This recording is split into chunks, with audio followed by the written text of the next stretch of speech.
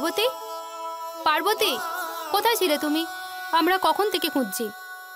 কোথায় লুকিয়েছিলে?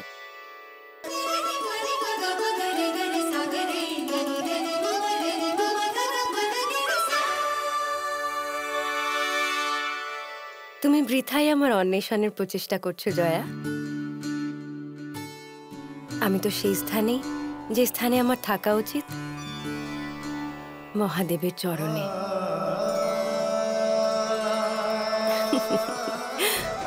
হ্যাঁ হ্যাঁ, দোষ করেছি। বিস্মৃত হয়েছিলাম যে যখন থেকে তোমার এই সাংসারিক বোধ হয়েছে তখন থেকেই মহাদেবকেই তো নিজের স্বামী রূপে স্বীকার করেছো। সাংসারিক বোধ নয়, যেদিন আমার জন্ম সেদিন থেকে। সে তো ঠিক আছে, কিন্তু তোমার বিবাহ তো বিন্ধ্যাচলের রাজকুমারের সাথে স্থির করা হয়েছে, তাই না?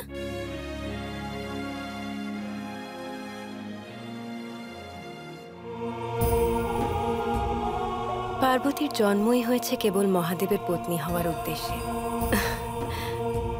আমি কারোর পরিচিত নই, আর হতেও চাই না, তা সে যত বড় রাজকুমারী হন না কেন। কিন্তু আজ অব্দি মহাদেবের সাথে তোমার সাক্ষাৎও ঘটেনি, তুমি ওনাকে চেনও না। উনি কোথায়, কি রূপে সাক্ষাৎ পাবে ওনার?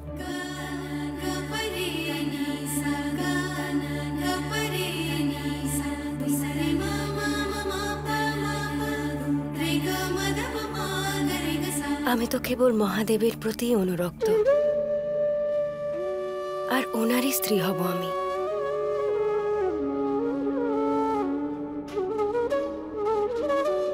এই আমি স্থির করেছি।